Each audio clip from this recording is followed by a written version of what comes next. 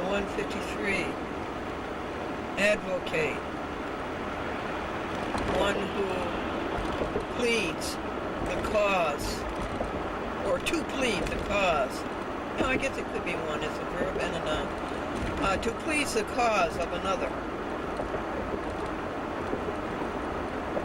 155, is it, or 154? Adonamic. Adonamic. Literal translation. Without your dynamics, you've lost your powers. And that's what applies to every judge that I've ever met.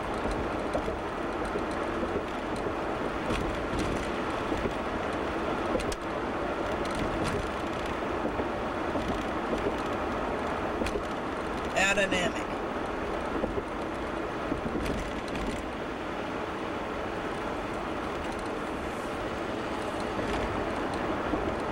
Okay.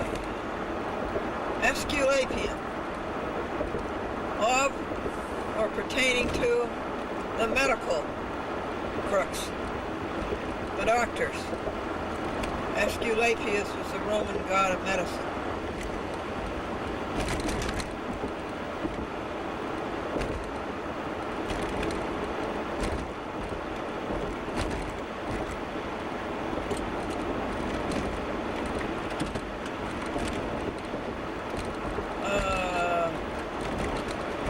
Ascete, one who makes much or overmuch of the beautiful.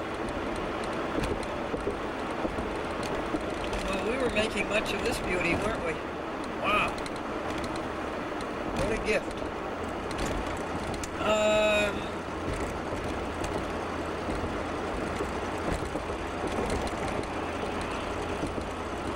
What's next?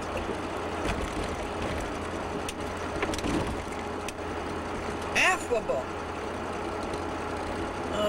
Easy to speak to. Amiable.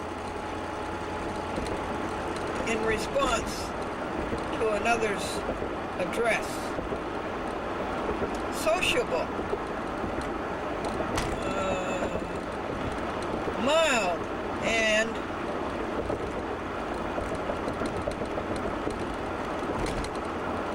gracious. Sociable.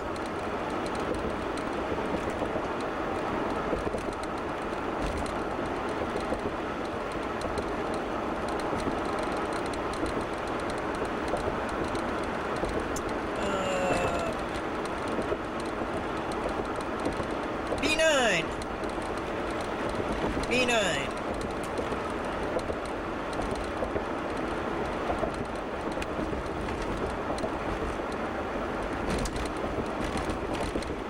That's affable. Affectation. A phony mannerism. Contrived.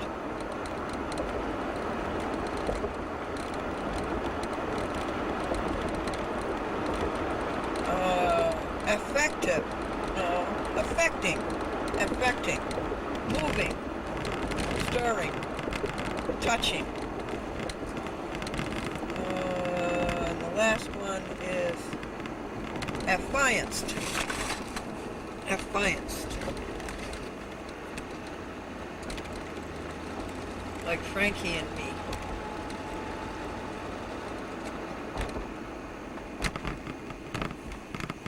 Route 44. U.S. Route 44. No, wait a minute. I'm going to go back on the Taconic. This is the wrong exit. This is the Salt Point Turnpike. See why I don't like to drive? I'd much rather just think.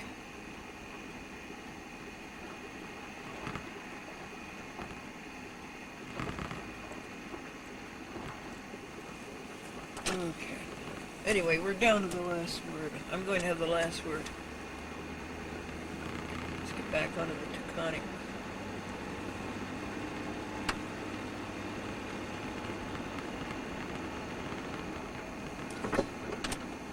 south.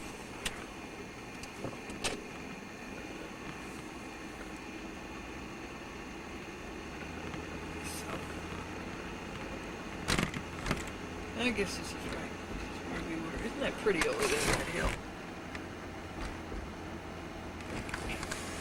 Okay, what was the last word? Advised. Okay, let's fade out. Look at this, folks. They don't have any snow at all. Their weather's a lot better than ours. Woo!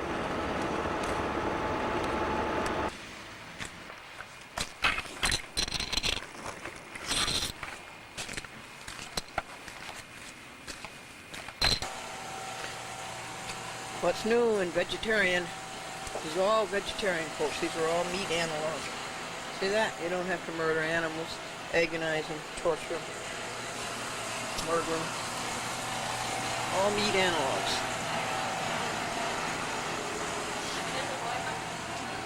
I didn't find that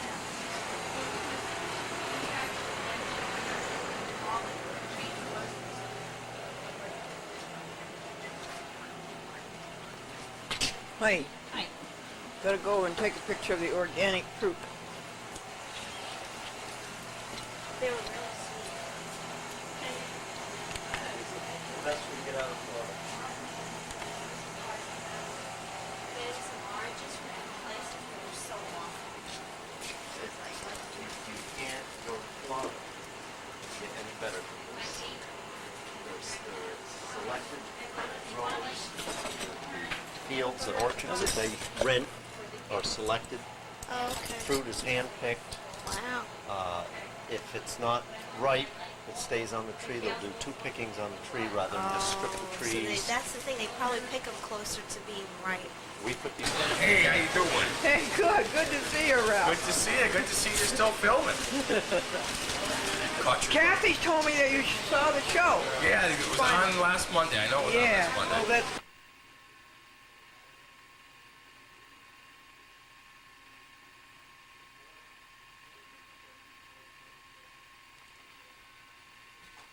What's that?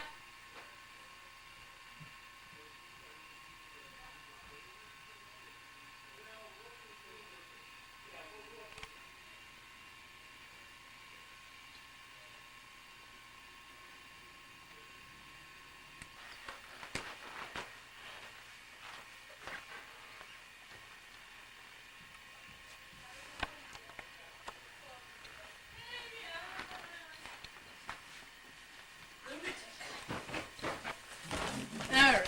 Yes, man, maybe. What'd I do?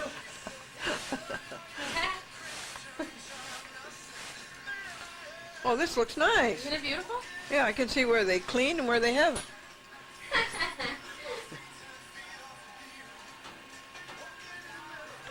Mountains. Oh, I love them. Some people said this is the Taconic Range. Walmart. You see? You can see why I'm unhappy with the one up in Hudson.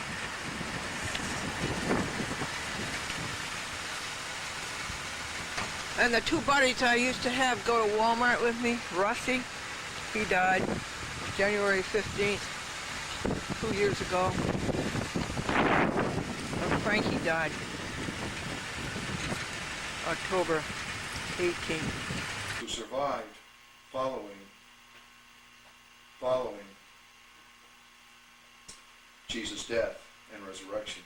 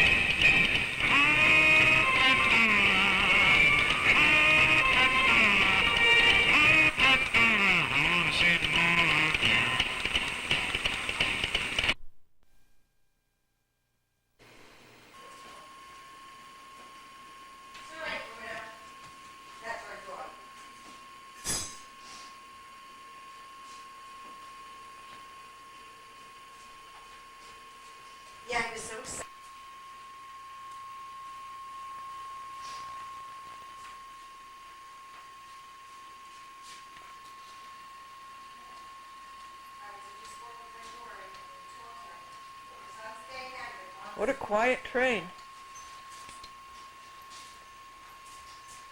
Glendora, you can just...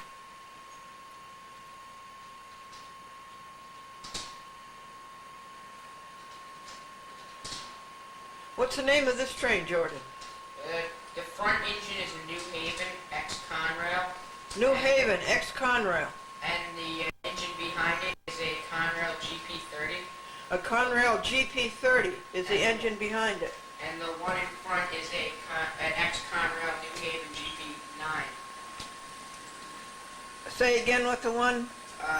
The X Conrail New Haven one is a GP9. This is such a nice quiet train. Yeah, they run pretty smooth. The cars behind it are 50-foot machine reefer cars.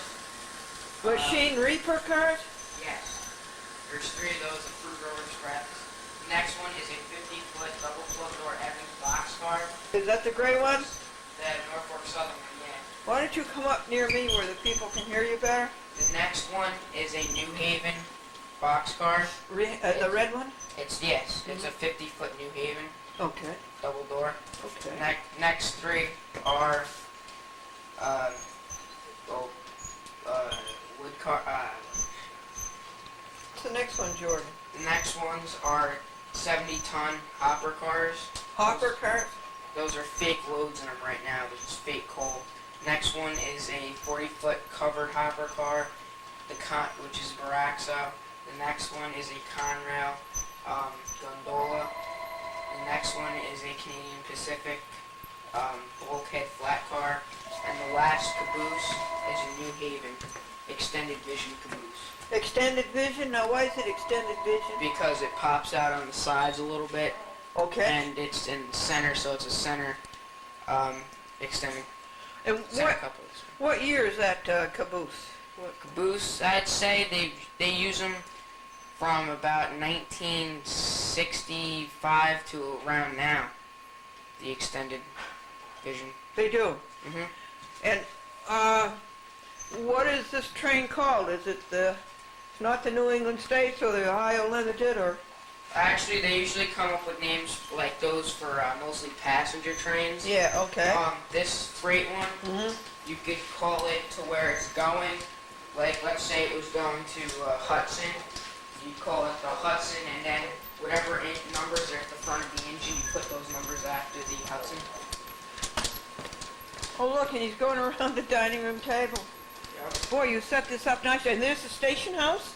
The station is actually over there. What's that? That's just somebody's house, I guess. Oh, okay. Yeah. The station here, this is the station over here? Right over there, actually, by the outlet. That's the Sonberg Goods Depot. What is it? Sonberg Goods Depot. What's that mean? It's got goods and such as like food, Oh, maybe bottles, stuff like that. do people work in there? Yeah, in fact, there's 2 guys, one walking up the stairs and one opening the door, garage kind of door. Oh, and what are these, what's this over here? That's the Maxwell's Gravel Works. That's where you'd mainly park the hopper cars. Oh, okay. And that's a spur track going That's the spur track going into it. And what is this over here? This is a watchtower, and that you Oh. could say would just be a like a main Bolton office for the engineers and stuff like that, workers, conductors, and stuff. What a nice train. What's this over here, your transformer? That's my it's a transformer. The one underneath the one underneath like the black thing, Yeah. is like it's a you can set it between 13 volts and 22 volts. Wow. Yeah, and the thing on top is actually a receiver from the transmitter that I'm holding right now. Oh, it's And so you much can- fun. Look at it go. You can control Around the the trains. curve. Yeah. All right, let's make believe this train is going from where to where. Let's see. Let's make believe. Maybe we could be going from Danbury to Beacon. Danbury to Beacon. On the old Maybrook Danbury line. Maybrook Danbury line, that belonged to whom? That used to belong to the New Haven. Oh. The next people that owned it were Penn Central, but they went out of business very fast. And the New Haven one went out of business pretty fast too, because once the Poughkeepsie Bridge burnt down, even before that they were losing money, but once the Poughkeepsie train bridge burnt down, it really kind of stopped most of the freight going across the river. It did? hmm And they weren't able to recoup after that? No, because it did a lot of damage on the metal. Oh, yeah? hmm What's that thing over the tracks right here? That's a signal tower. Uh-huh. That tells you if, let's say the track in front of you that you're going straight the way you're looking is clear. If it's not clear, the signal will light up red. If it is clear, the signal will light up green. And if you have to approach with caution to the next signal, it will light up yellow. Wow. And why do we have two tracks? This is a passing siding. Like I said, if there's a train that's waiting on here, Yes. this one would pull up, and then when the last car gets to the end of that switch, this train will proceed going that way. And let's say the train's parked on this one, and the train pulls around on that one, this one will proceed when this train on this track goes past Oh, the this switch. is the passenger track? This They're is in the front of the station. That's actually the goods depot. Oh, the goods These are the two passing tracks here. This is the station, Lake Oh. George, it says on it. Oh, this is Lake George? Yeah. Well, I don't know if it's an exact replica of the Lake George train station, but the sign that came And with the did kit. New Haven, New Haven used to pretty much run from Maybrook to Danbury. They used to also go up through Canaan to Pittsfield, Massachusetts. Canaan, New York? Canaan, Connecticut. Canaan to Connecticut, okay. Now, Housatonic owns from Pittsfield, Massachusetts to Danbury, and then the line splits in Danbury. One line goes to Derby, Connecticut, and the other line, sometimes they'll bring trains to Brewster and a place called Towners, and there's a line there that they can get on the Brewster North line. Brewster North. Right. And if they want to keep going, they'll eventually go through my hometown here, Hopewell Junction, and they can go all the way into Beacon. And that line is still in too. Does it stop in Hopewell? It keeps in Hopewell. They used to call it Hopewell Junction because it used to be a junction where all the train tracks used to come in. And the line that used to go over the Poughkeepsie Bridge used to come in to Hopewell. They used to come from Poughkeepsie. The line that's still in comes from Danbury and goes down through Hopewell, and then makes a pretty big turn, and it goes into Beacon, and then the line hooks into the Hudson line in Beacon. And that's true today, Jordan? That line is still in. In fact, sometimes they have a fall foliage ride that they'll take the train trip from Poughkeepsie and they'll spur off in Beacon and go up along the Hopewell Junction line, and they'll eventually end up in Danbury, and then in Danbury they usually have a train museum. Yeah. How long does that trip take? The trip takes about a total of maybe 4 hours. Really? Yeah, because the line is not in the greatest condition, and I have heard and I have seen a lot of repairs happening to the line, so I think Metro North might try to bring it back up for commuter use. I'm not sure, but that's what I was thinking. But right now, Metro North, DTRR, which stands for Danbury Terminal Railroad, and Housatonic own it at the moment. But Metro North, I think, is going to reopen it for commuter service. I'm not sure, but Really? I have seen a lot of work being done to it. And this Housatonic, where are they located? Housatonic, their main headquarters is in Canaan, Connecticut.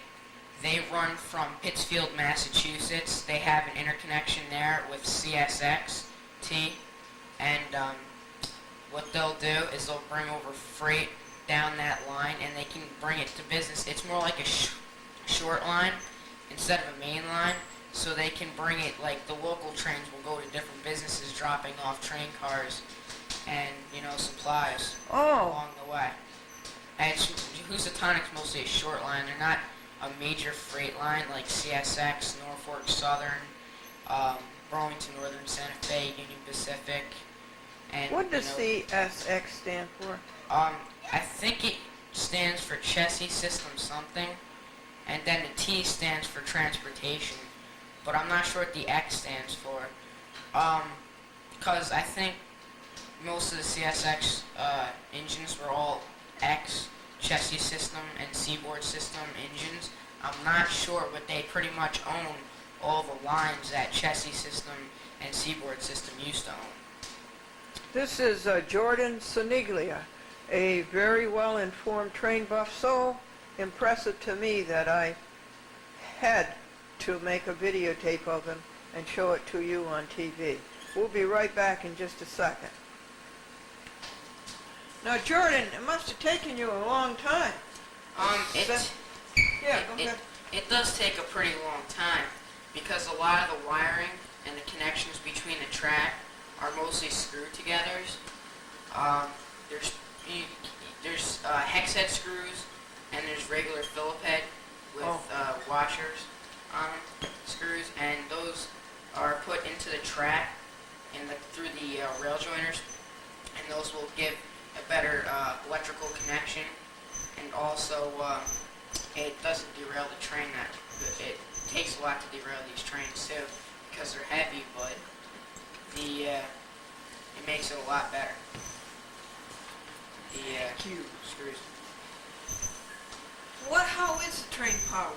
What is it? Right now, I'm using what is called DC, which is direct current. I'm actually talking to the track, not the engines. So, if I wanted to talk specifically to the engines, what I'd have to do is I'd have to put a radio receiver inside each one of the engines.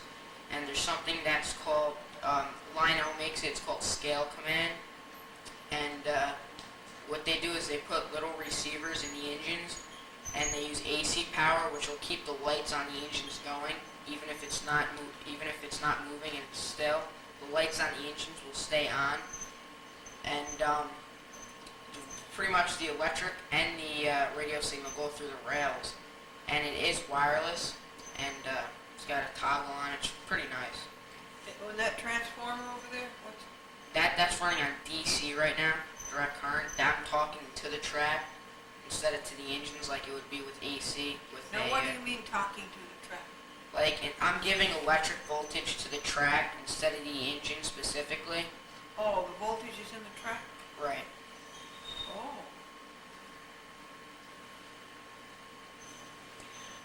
What did it take, 3.5 hours, you said? to set this up? Maybe even more. It is pretty tough because every joint in the track, you have to put screws in, either hex head or Phillip head screws, and it does take a pretty long time. Wow.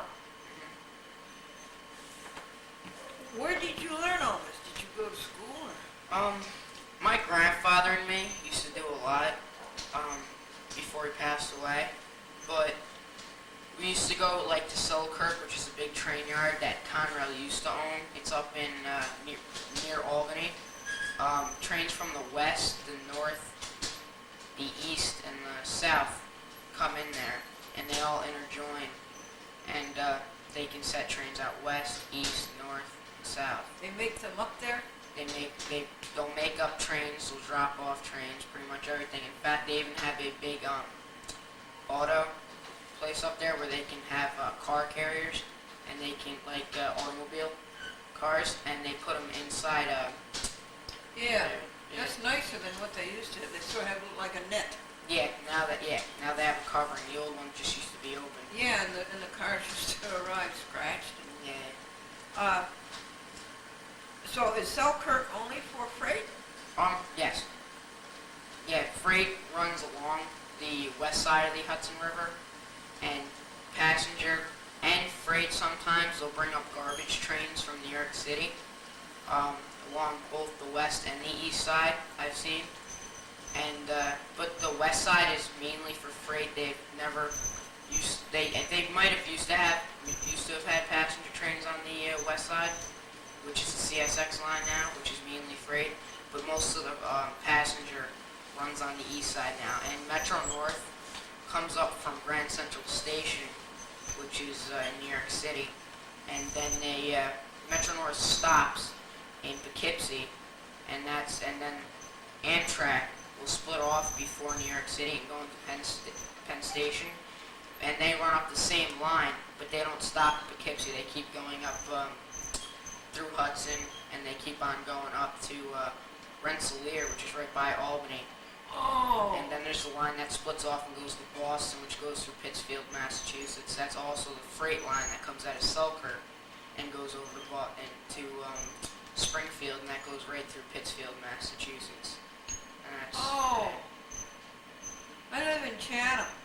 Yeah. Yes, and we have here. We must hear at least 25 trains a day. Oh yeah, yeah. Amtrak runs pretty heavily on that. It does. Yes. And I've seen some very pretty passenger trains, about Yeah. 6 cars. Mhm. Very pretty engines. Yeah, Genesis probably. It's the new engine that came out. I think it was about 4 years ago, or something like that. Amtrak and Metro North took over some of those engines. Metro North used to run on, I forgot what kind of engine it was, but they used to be New Haven engines. It was almost like a F3 diesel, but it had a 4-truck wheel on the front and a 6-truck wheel on the back. Most engines will either just have a 6-truck wheel on the front and a 6-truck wheel on the back, or a 4-truck wheel on the front and a 4-truck wheel on the back. But this one had a 4-truck wheel on the front and a 6-wheel truck on the back. I'm not sure what they called it though, but they used to be run by, those are the engines that New Haven used to use for both freight and passenger. And these trains, they have 3 grade crossings in Chatham. And the horn blows. It blows and blows and blows. Well, it's pretty much a safety precaution. Even they have trips on the track that'll trip a circuit and make the lights flash. What it does is it makes a electrical connection between the rails when the metal wheel goes over it, and that trips the circuit. And what that'll do is that'll set the signal off. But even though they have the signal, cars don't always either hear it, because let's say they're just lights, they're not gates. Cars won't always hear it. People, let's say there might be a deaf person, might not realize it. And it's also a safety precaution. Like they'll have ditch lights on the front of some of the engines, and those will flash back and forth as a safety precaution. Also, they have a bell and they have a horn, and those are all used at the same time. Is the horn operated by the... By the engineer Yeah. in the cab. It is? He operates the ditch lights and the bell and the horn, and the throttle, and air brakes, dynamic brakes, headlights, pretty much everything. I told you about that, John, his name, and I had his last name, but by the time I got around to this interview, I forgot it again. Yeah. But anyway, he let us ride in the engine going from Syracuse to Buffalo on the Ohio States, I think. New York Central, right? Yeah, New York Central. Yep. And that would be around 1960. Yeah, That was pretty nice. New York Central mainly used to run on the east side of the Hudson River too. They used to own that line before Conrail gave it up to Metro North. Amtrak, I think, ran on it though ever since the government created Amtrak. But before that, New York Central used to own it. Yes. And before that, it was something else. No, I guess it was New York Central for a long time. Yeah, But then New York Central changed ownership. right. It went to Perlman or somebody, Mhm. right? Yep.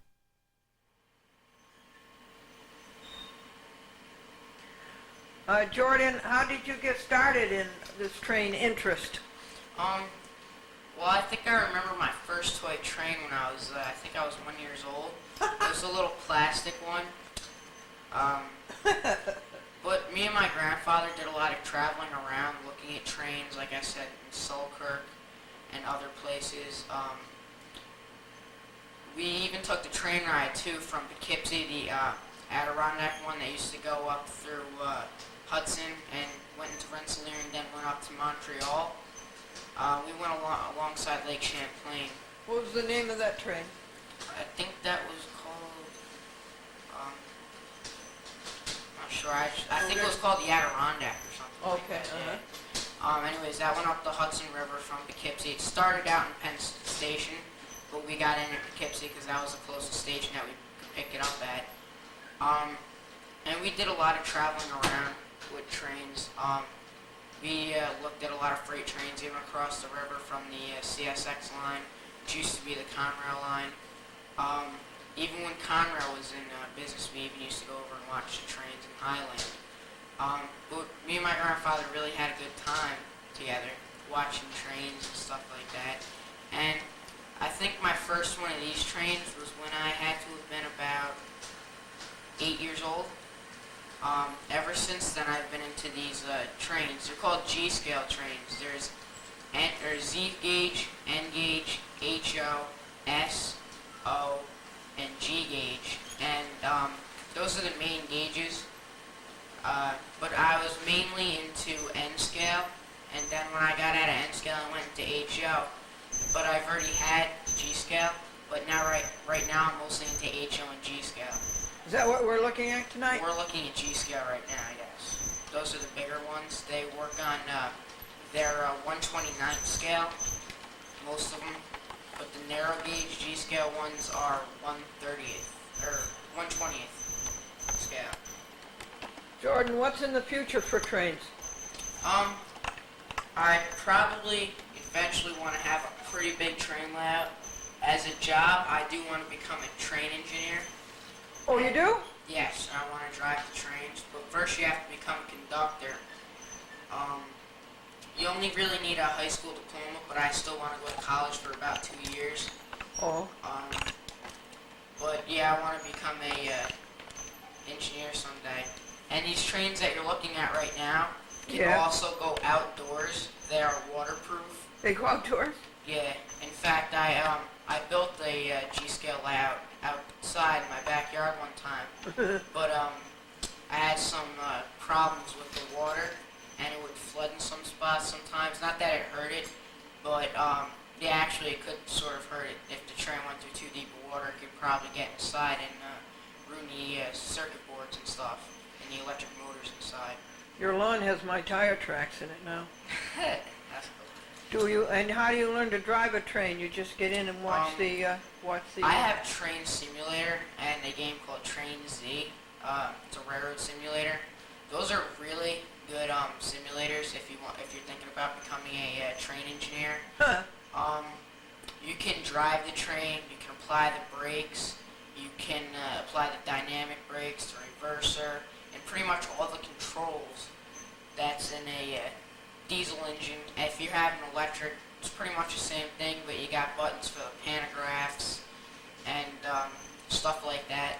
See, the thing is with some of the modern electric engines, if you go, I think it's 3 miles over speed, and you don't press a reset button, the train automatically locks and brakes itself.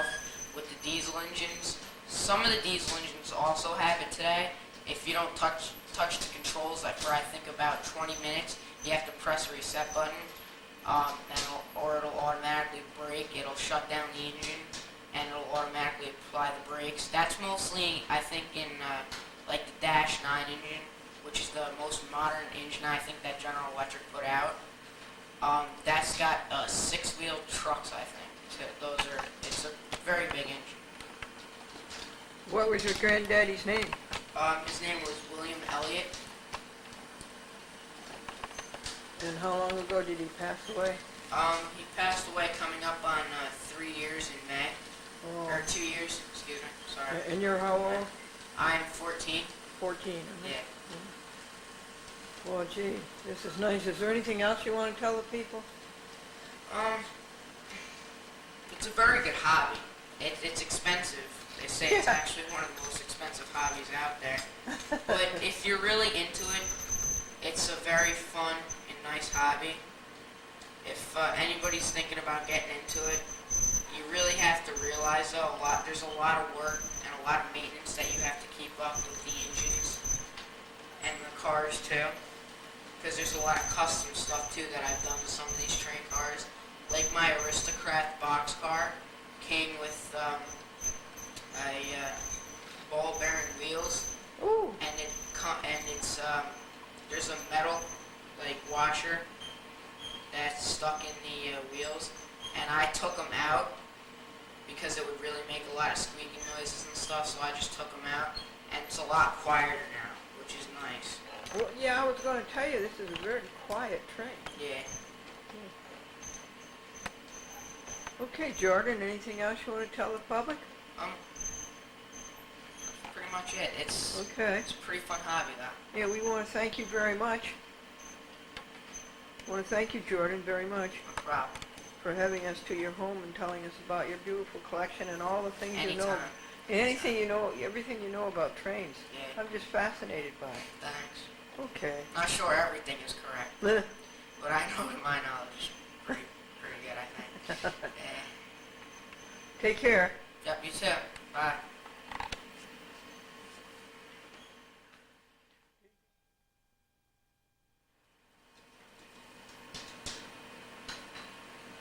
Also, I'd like to say that I've done a lot of this too in memory of my grandfather, William J. Elliott, and just to show, that he's looking down on me, just to show him that, I really appreciated a lot that he did with me in his lifetime, and I wish we could have done more, but most of this is mostly in memory of my grandfather. A lot of this stuff that you see today was mostly bought by my grandmother and my grandfather. But it's pretty nice.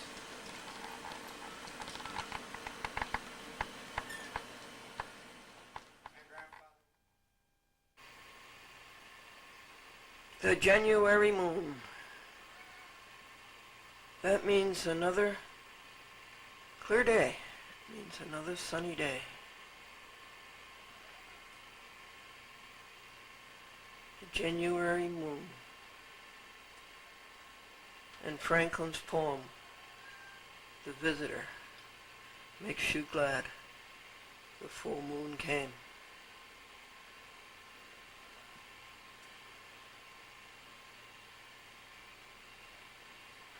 You are a good God.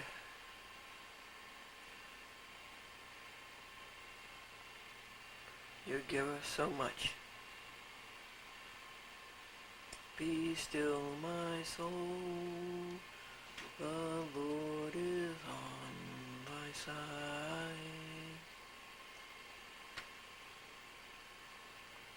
Bear patiently the cross of grief or pain.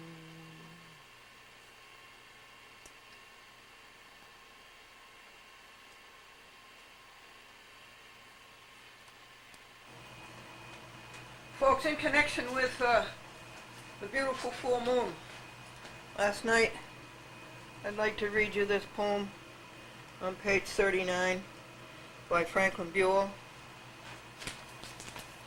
in his book, Something of Love. You want to see his picture?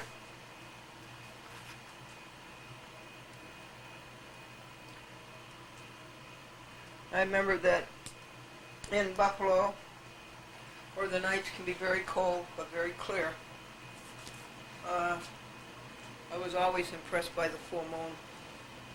And I asked Frankie to write this poem about a full moon. You know, behind every successful man is a proud wife and a flabbergasted mother-in-law. But the moon last night was spectacular. It was so cold, it was so clear.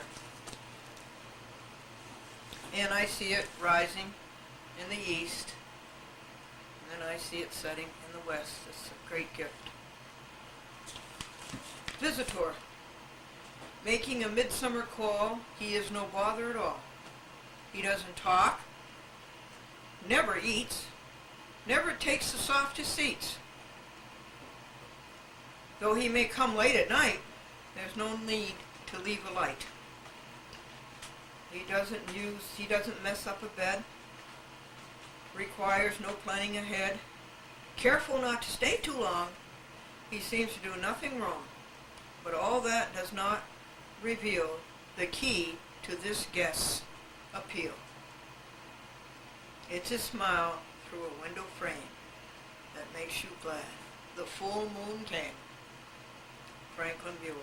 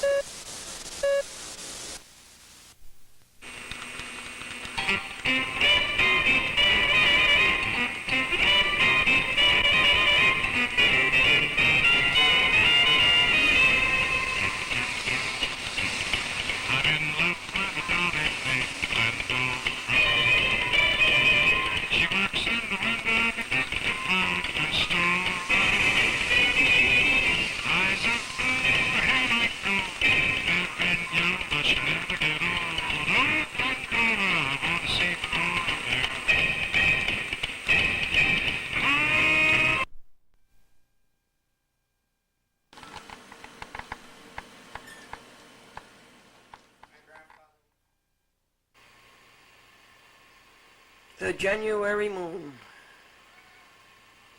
That means another clear day. Means another sunny day. The January moon. And Franklin's poem, The Visitor, makes you glad the full moon came.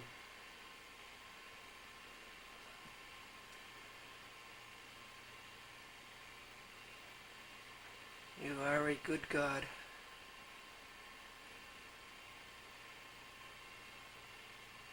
You give us so much. Be still, my soul. The Lord is on thy side.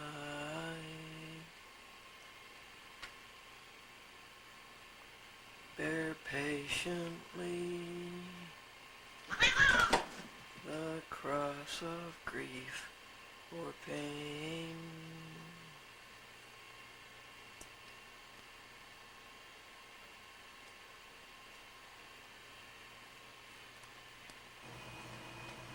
Folks, in connection with the beautiful full moon last night, I'd like to read you this poem on page 39 by Franklin Buell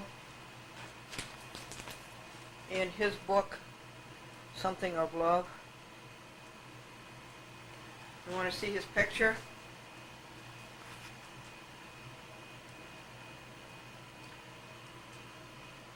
I remember that in Buffalo, where the nights can be very cold but very clear, I was always impressed by the full moon.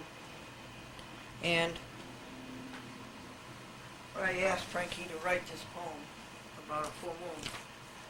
You know, behind every successful man is a proud wife and a flabbergasted mother-in-law. But the moon last night was spectacular. It was so cold, it was so clear. And I see it rising in the east, and then I see it setting in the west. It's a great gift. Visitor, making a midsummer call, he is no bother at all. He doesn't talk, never eats, never takes the softest seats. Though he may come late at night, there's no need to leave a light. He doesn't mess up a bed, requires no planning ahead, careful not to stay too long. He seems to do nothing wrong, but all that does not reveal the key to this guest's appeal. It's a smile through a window frame that makes you glad. The full moon came. Franklin Buell. Here's one of the best laughs that I've had.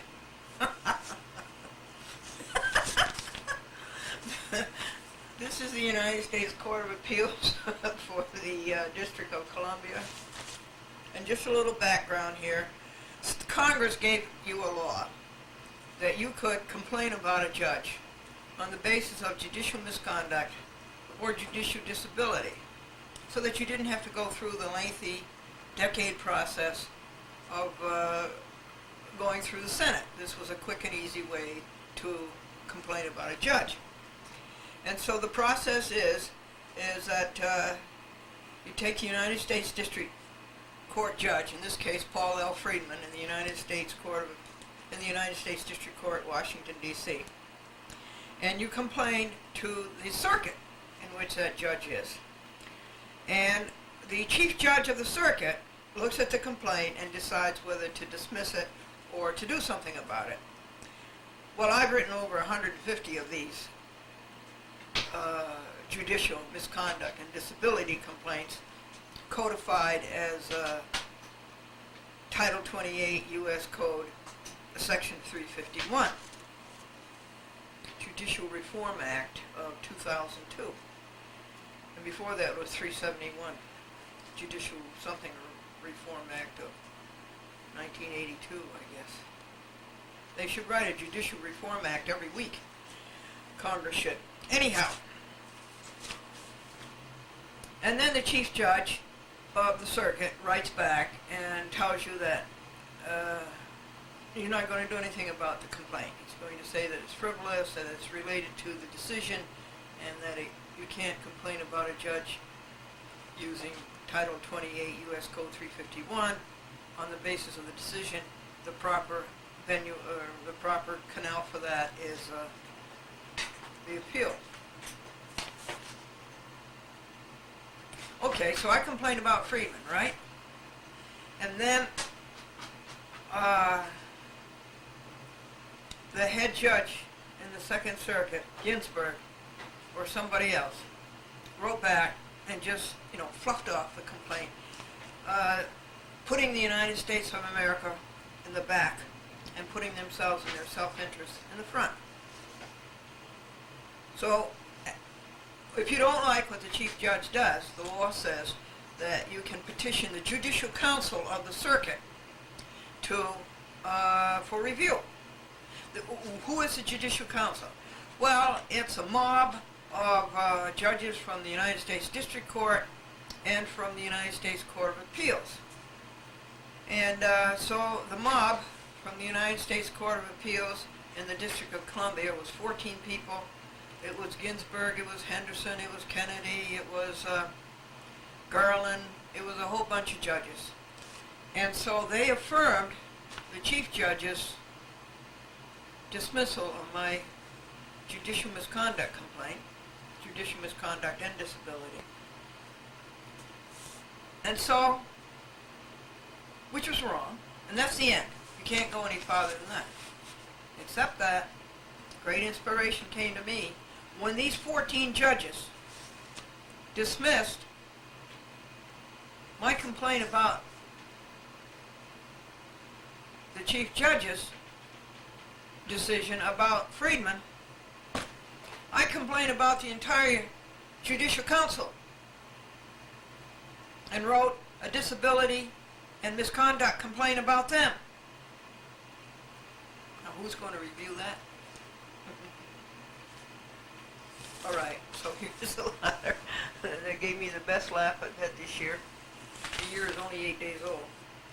Dear Miss Glendora, your complaint alleging judicial misconduct by the entire Judicial Council has been filed today, etc.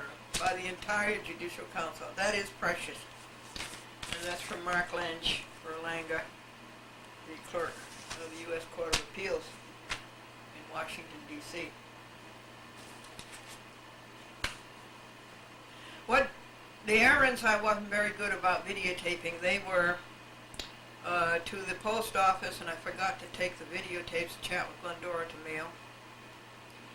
And then to the Seventh-day store to buy a substitute for the church supper instead of killing pigs. Poor little pigs. To buy a substitute to that, a vegetarian chocolate. No, it's not a chocolate, it's a cutlet. You bread it, and you bake it, or you fry it. And then go along with the rest of their menu. Stuffing and potatoes and peas and gravy. And rolls, I guess. And the third errand was to go see Ralph Tompkins, my Beekman friend.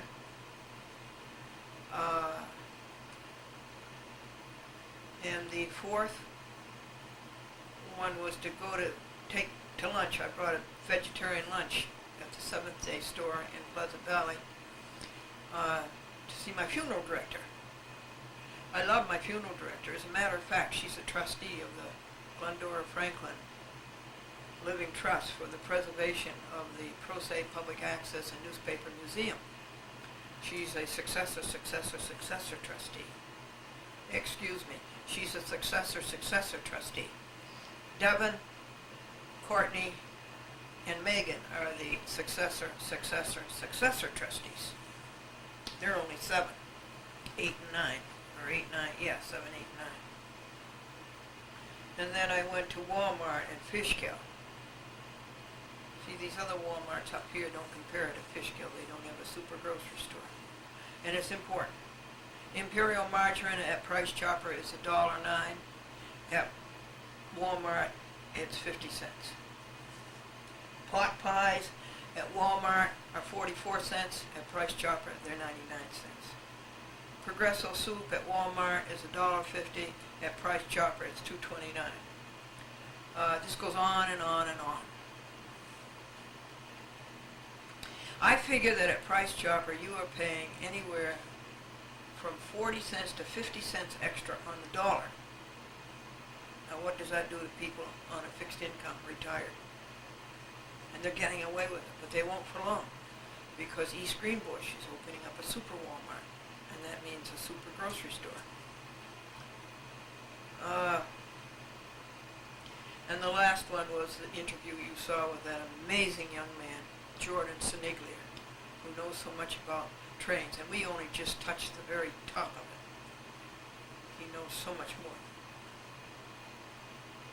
I want to call to your attention this telephone bill from Verizon, okay? What's interesting is these two figures right here. The one monthly charge for dial tone is $8.61. The tax on that, surcharges and taxes, is $10.59. Is there something wrong here, folks? Is the public getting stiffed? We certainly are. And you've got to join me in a protest. Here's my funeral director's new card. She's now a vice president, in addition to being a funeral director, for which she went to school. And they have their own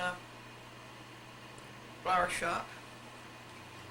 They have a limousine service too.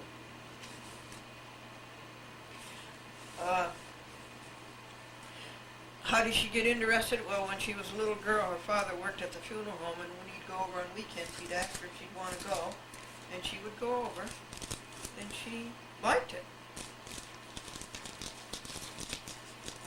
And I like her.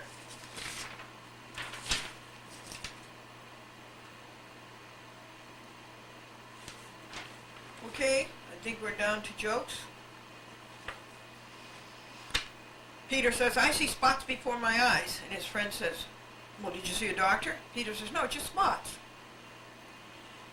The doctor said to the patient, there's nothing I can do for your sickness. And this is after many sessions of treatment. There's nothing I can do for your sickness. It's hereditary. And the patient says, okay, doc, send the bill to my father. You heard about the doctor who was so meticulous that during the 1950s, when he gave a shot for the German measles, he gave 2 shots, one for East Germany and one for West Germany. And Johnny says, our dog is like one of the family. And his mother-in-law says, which one? The inventor who crossed an electric blanket with a toaster, why? So people would pop out of bed in the morning. And Peter wrote home to his daddy from college. He said, Dad, I tried out for the drama club, and I've already got a part. I'm playing the part of a man who's been married 30 years. And his dad wrote back, and he says, good, son. He says, I hope in your next drama you get a speaking part. We are told that the economy will pick up in the last quarter, and Peter says, that's good, I'm down to my last quarter right now.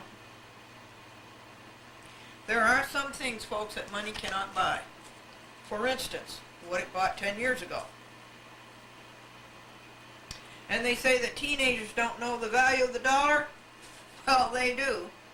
That's why they ask for 20.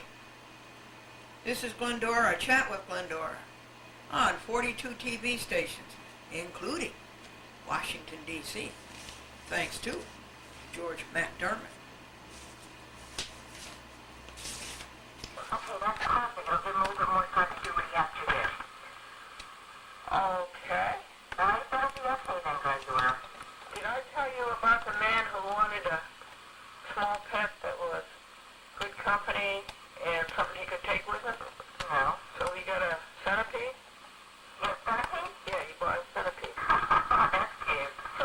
home and he took the lid off the box. He said, Sarah Pete, you want to go to lunch? No answer. An hour later, he takes the lid off the box and he says, Sarah Pete, I know a great place down on Main Street. Let's go to lunch. No answer. 3 hours later, he takes the lid off the box and he says, Centipede, I'm getting hungry. Let's go to lunch. And the centipede says, I heard you the first time. I'm putting on my shoes. That's cute. Oh, that's adorable. So he must have 100 pairs of shoes for that, eh? Or would it be 50 pair? I guess it would be 50 pair. Yeah, right, exactly. Okay, God be with you till we meet again. Doesn't that look delicious? Isn't that a great shake? That's a banana pineapple shake. 2 bananas, half a can of large pineapple juice, I would say a quarter of a cup of almonds, and a half a cup of oatmeal, raw oatmeal, and then blend it. Be still my soul, the Lord is on thy side. Bear patiently the cross of grief or pain. Leave to thy God to order and provide in every change. He faithful will remain. Be still my soul.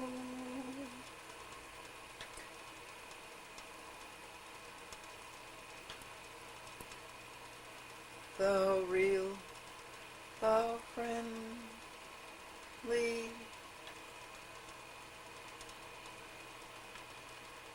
No, be still my soul.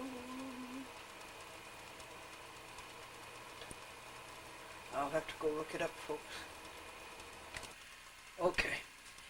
Be still my soul, the best thy heavenly friend, through thorny ways, leads to a joyful end.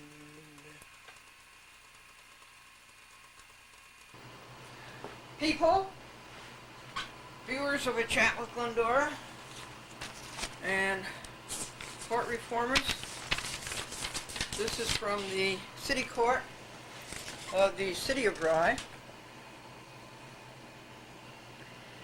And it's saying that the hearing, actually the conference of Glendora versus Charles F. Dolan and Cablevision Systems Corporation, is now going to be held on the 30th of June.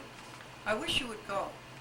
At 8 a.m., City Court, City of Rye. Peter Lane is always gracious. He always offers you something to drink, but it's water. It's never rye. And Glendora has an answer to this. On January the 8th, 2004, Anno Domini, United States of America, State of New York, County of Westchester, City Court, City of Rye. Glendora Plaintiff Appellant Remand versus Charles F. Dolan and Cablevision Systems Corporation, Defendant, Appellee, and Reversed. Small Claims 2002-146, Glendora application to the court. Glendora would like more than a conference. She has to drive 150 miles south, leaving at 6 a.m. to get to Rye, and 150 miles north to get back home, and alone. There is no Franklin. Could she have a hearing in lieu?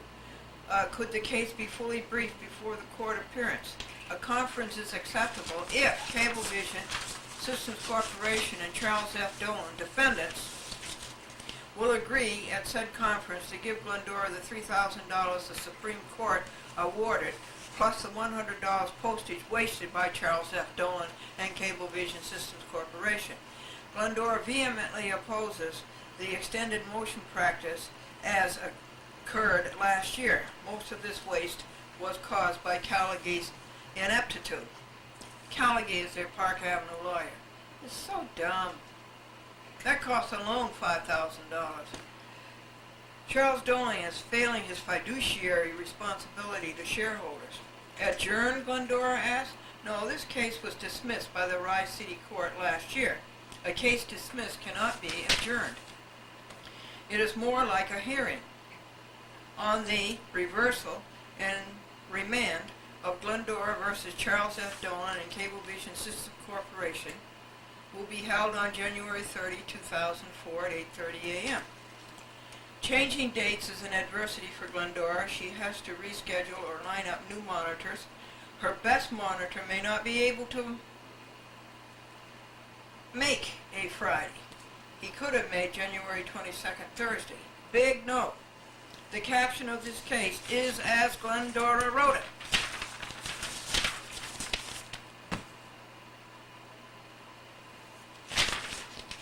Glendora plaintiff versus Charles F. Dolan and Cablevision Systems Corporation defendant.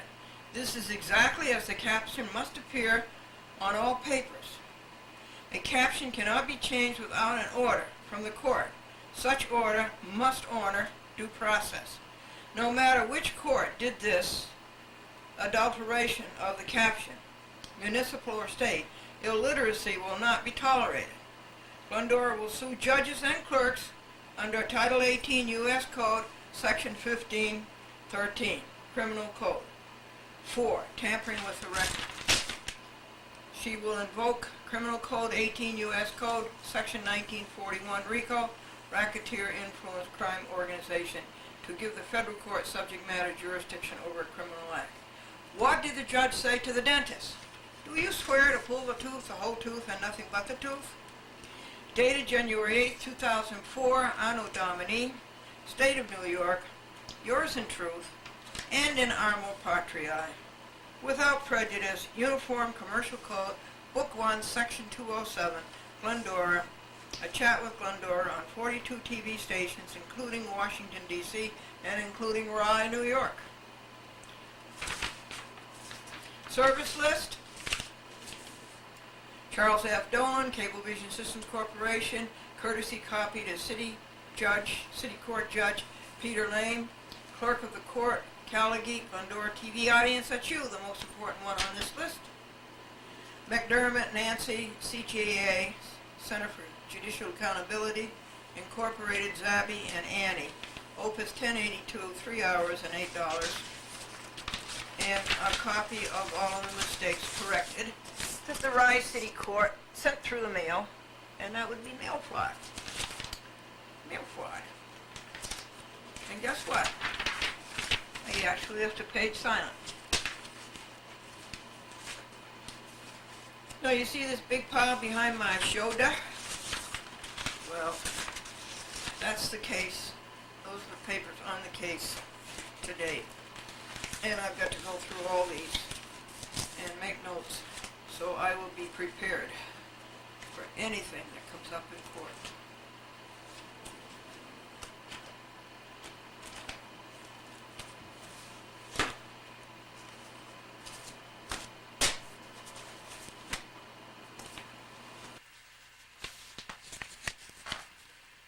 Folks, I just sent $50 to Maggie, the Green Animal Welfare Alliance. Can you help out the doggies and the kitties who don't have homes and who have babies that nobody wants?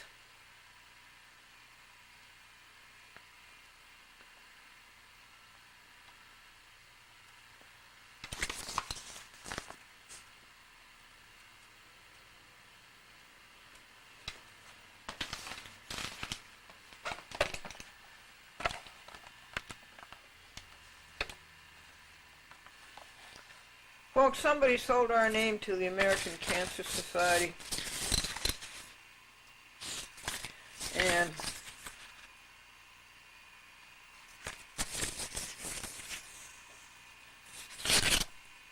I don't think that's nice. I don't think that's right, do you? And it says, I hope we can count on you. And I say, do you experiment on animals? And I'm sending the whole thing back to them. This is the Folsom Family Bulletin. Glendora, Vesta, Folsom, Buell. Folsom is an adulteration of Fulsham, F-O-U-L-S-H-A-M. And Fulsham in Old England meant the home, that's Fulsham, the home of the birds. And that's where John and Mary Folsom, who sailed to America in 1638, and their family once lived and farmed. And Folsom came Folsom over here. I want you to know, folks, I want you to know that not one of these cats is mine. Not one is mine. They all belong to Mrs. Odell and to Megan Odell. 1, 2, 3, 4. But they certainly like it here. They will never go home and stay.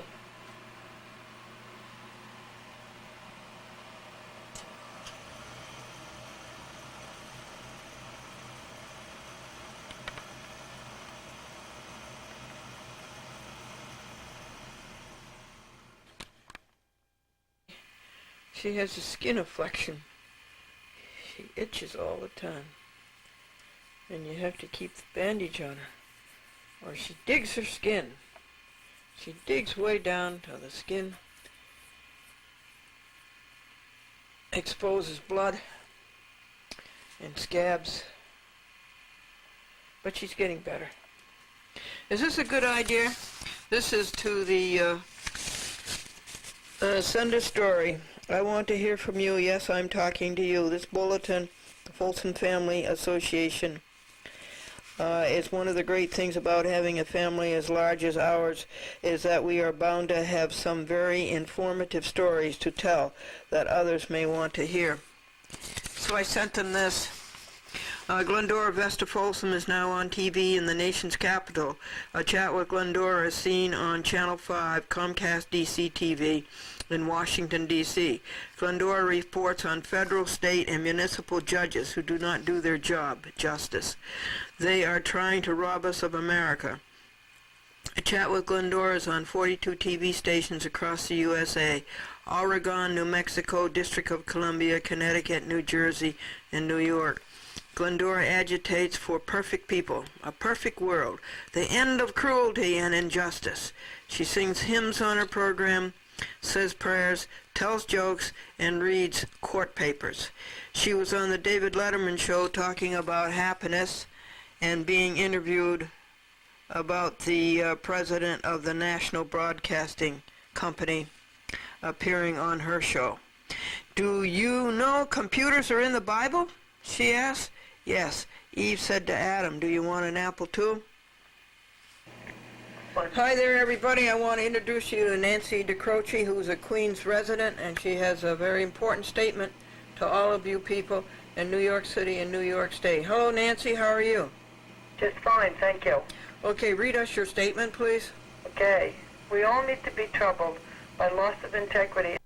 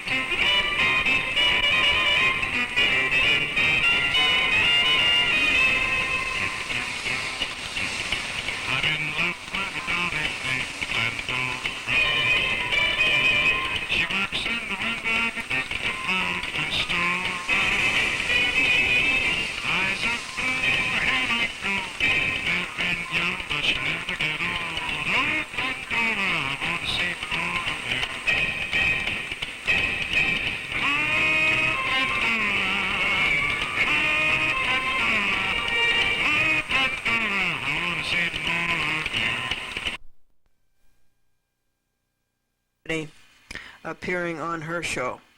Do you know computers are in the Bible? She asked. Yes. Eve said to Adam, do you want an apple too? Hi there, everybody. I want to introduce you to Nancy DeCroce, who's a Queens resident, and she has a very important statement to all of you people in New York City and New York State. Hello, Nancy. How are you? Just fine, thank you. Okay, read us your statement, please. Okay. We all need to be troubled by loss of integrity and leadership being paralyzed and fractured by our city, state, and federal governments, including ethics of government officials and agencies with their evil court systems, which is proof positive of lost integrity, re-exposed again and again as these matters are overwhelmingly hot issues. Attorneys, judges, and civil servants have protected power. Finally, but not fast enough, these persons in power and lacking in moral integrity are being brought to justice. Their punishment in jail time does not match their sins committed for their malicious, vicious, and evil conduct of their prosecution of witnesses, re-victimizing victims over and over again. Their sideshows and backroom deals are sickening. Their bribe-taking and practices of hovering like vultures plying their trade while creating and duping anyone they conceive as having deep pockets is all it takes to set them off. Their litigation is conceived like playing golf, and it has become a national pastime. They need to learn to talk to and not at the people. These classes of abusers do not get it right on purpose. They are double-dealing, committing acts of theft by boxing in persons and victims and getting away with unfair administration of their junk justice. Their political implications of selective and aggressive prosecution and persecution, targeting victims over and over again, carried out by prosecutors who are nobodies but are looking for a name, has made a sham of our court's legal systems. Their own reference of tooth and tiger attorneys and mopping up the floor with their counterparts is their descriptions used in their fine art of deception. What is supposed to be the best and most fair system on this planet has become a sham with abuse of power. Those being abused by their shenanigans are finally catching up with them, but not fast enough.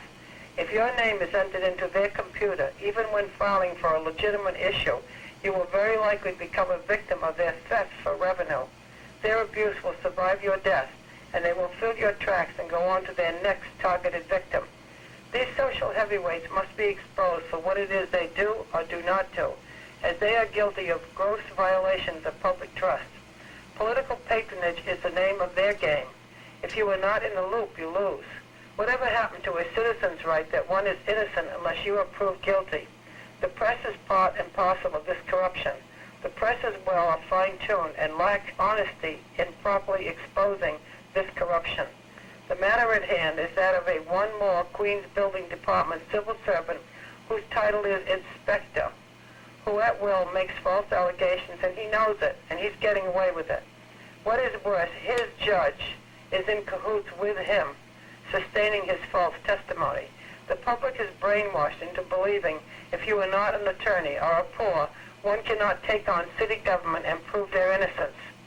Yes, for sure, the city is victorious in their brainwashing of poor, hard-working citizens living, trying to work long hours to be model people. This abuse of the city's brainwashing those targeted citizens has a lot of truth to it. These culprits are holding out their hands for payoffs, either before the matter gets written up with their false allegations, or if they can get away with it by working it out their way. If their way cannot be worked out because one refuses to pay off as I did, then false allegations will be written and sustained by their judge, who admits off the record. If one is not found guilty by their judge, he, she, the judge, can lose their jobs, as that is how their salaries are paid. A despicable state of affairs. It is believed the civil servant is then rewarded with percentages paid by New York City for sustained and false testimony. No one loses except the victim, but certainly not the inspector, the judge, and a cash-starved, mismanaged, corrupt city. Our citizens are sick to death of these scandals and arrogance. Fire Commissioner Scott Petty just recently announced a fight between two firemen. The fireman will be investigated by an outside agency. Why is only the fire department privy to an outside investigating body, while the Department of Buildings investigates its own city employees? Why is this conflict being allowed? This underlying matter of the Department of Buildings investigating their own employees is a conflict of interest. Complaints made to the Department of Investigations are investigated by their very own Department of Buildings agency. Did you hear what I said? The Department of Buildings is investigating their own employees. What a big-time conflict of interest. The fox guarding the henhouse means no one can have a fair decision, not even a chicken for dinner. These methods and guidelines cheapen and undermine their own department. This intertwined and interweaved corruption is only one example of this department. The Department of Buildings is the most archaic agency in city government. A former city commissioner and architect, Joel E. Mealy, was appointed as commissioner for the Buildings Department. He would have cleaned out and up this department if left in place to complete this monumental task. Politics removed him from his job. He was too decent to be tolerated. This department remains in need of complete revamping. They allow a homeowner, even if there is a legitimate cause, only 30 days to correct, not 90 days for a matter that perhaps was existing for 60 years or more, or whenever the house was built. This Department of Buildings is the most abusive, insulting one of its kind throughout city government.